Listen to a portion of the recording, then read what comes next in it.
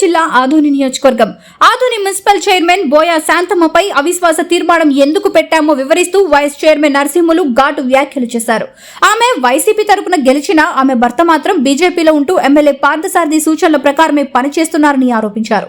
ఈ నేపథ్యంలో వైసీపీకి చెందిన 34 మంది కౌన్సిలర్లు ఆమెపై అవిశ్వాస తీర్మానం పెట్టాలని నిర్ణయం తీసుకున్నామని తెలియజేశారు వైస్ చైర్మన్ నరసింహులు. కలిసి ఇచ్చినారు.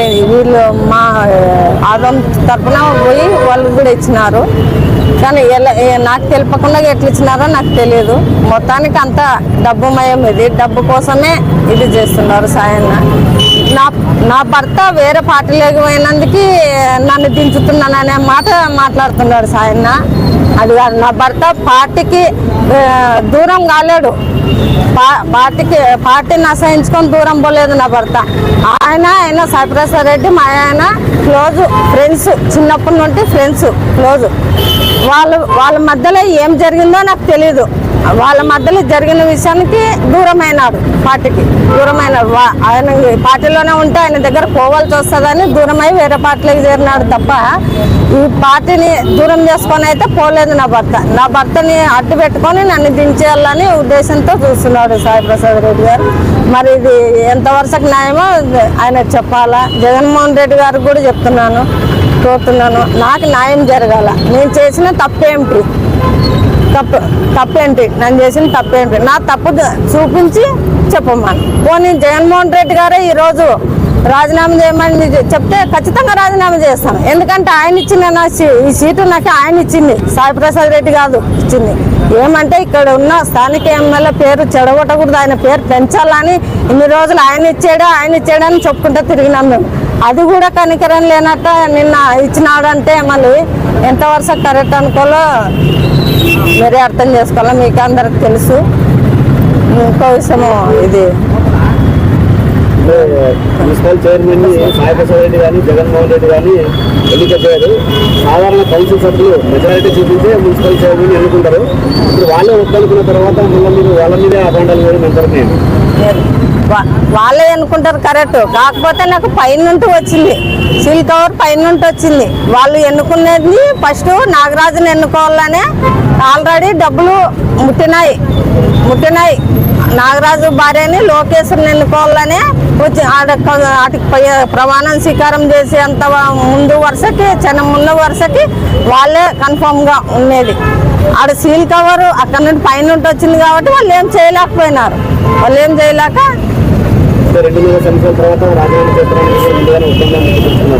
మాకెవరు చెప్పలేదే 2.5 సంవత్సరాలని ఎవరు చెప్పలేదే. 2.5 సంవత్సరాలు అంటే మేము ఆ రోజే వద్దంటారు. అసలు మాకు అడిగిందే లేదు, మేము ఈ పదవిని అడిగిందే లేదు. పైనుండి అందరి శాఖల సహకారంతోనే వచ్చిందో మళ్ళీ దేవుని దైవాలు వచ్చిందో నాకు తెలియదు. పైనుండి వచ్చింది, మేము ఉన్నాం అంతే. వైసీపీ పార్టీలో ఉంటే వైసీపీ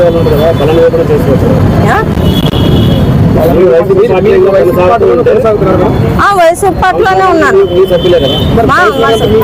మా సభ్యులే, కాకపోతే డబ్బుమయము చెప్తున్నాను కదా. డబ్బులు కావాల వాళ్ళకి అంతే. మన దగ్గర డబ్బులు లేవు, నేను పేదరాళ్ళని, నేను ఎవరికి ఇచ్చుకోలేను కూడా. నన్ను దించితే వాళ్ళకి డబ్బులు వస్తాయి అంతే, ఏం లేదు. ఆడ డబ్బులు వస్తాయనే విషయంతో మాట్లాడుతున్నారు అంతే, ఏం లేదు.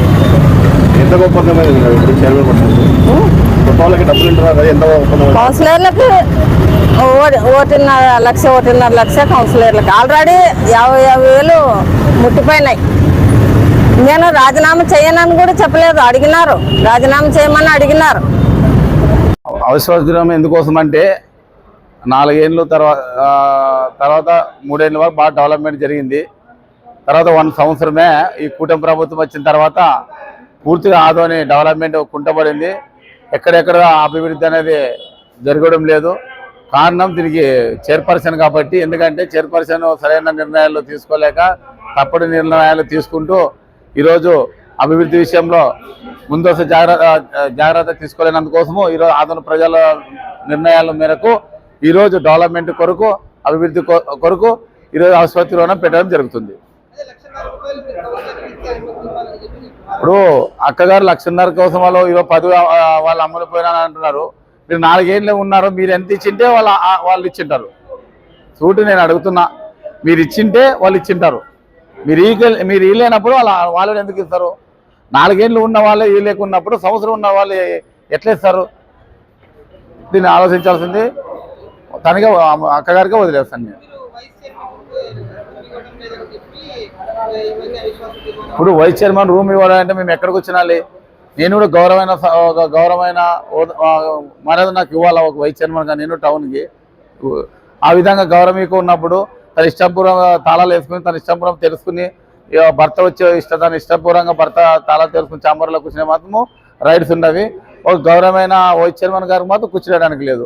అవి నేను ఎప్పుడు కూర్చుంటాను ఇప్పుడు కూర్చొని చెప్పడానికి మీరు ఎవరండి? మీకే అధికారాలు ఉన్నవి. ప్రజా సమస్యలపై నేను రాదు తెల్లారుజాము కూడా తిరుగుతా. మీకేమైనా అభ్యంతరమా? ప్రజా సమస్యలపై ఏ విధంగా నేను అర్థం పని చేస్తాను. దానికి అడగడానికి మీరు ఎవరు? ప్రజల అభివృద్ధి కోసం పైన నేను పని చేస్తా. వచ్చి కలుస్తారు, వాళ్ళ సమస్యలు ఏవో చెప్తున్నారు వింటాము. దానికి అధికారులు ఉన్నప్పుడు వాళ్ళ సమస్య తీరుస్తాం. అది అంతేగాని ఈ టైంకి వచ్చినా ఈ టైంకి వచ్చినా మీరేం నాకేమైనా పై ఆపిస్తారా? నాకు ఏదైనా ఆర్డర్ చేస్తే ప్రజలు ఆర్డర్ చేయరా? ఈరోజు ప్రజలు గెలిపించినారు మీరు నన్ను. వాళ్ళకి ఏదైనా వాళ్ళ సమాధానం చెప్తారు. మీరేం నన్ను అడగడం? ఆసుపత్రిలో నేను కలెక్టర్ గారిపై ఇవ్వడం జరిగింది. మున్సిపల్ యాక్ట్ చట్టపరంగా 30 days ఉన్నది. 10 రోజుల్లో నా డేట్ కలెక్టర్ గారు ఇస్తారు. మొత్తంగా వచ్చి ఒక డేట్ ఈ నెల ఆఖరు లోపల డేట్ వస్తుంది. ఆసుపత్రిలో పెట్టడం జరుగుతుంది. నా పేరు Narasimha, municipal vice chairman. News టీవీని తక్షణమే సబ్స్క్రైబ్ చేసుకోండి. నోటిఫికేషన్ కోసం చేయండి. మరిన్ని అప్డేట్స్ కోసం ప్రతి ఒక్క కుటుంబానికి ఉచిత ప్రకటనలు వచ్చే విధంగా మీకోసం మీ ముందుకు వివిధ న్యూస్ టీవీని ఏపీ 5 నందు 99వ ఛానల్ మరియు యూట్యూబ్ నందు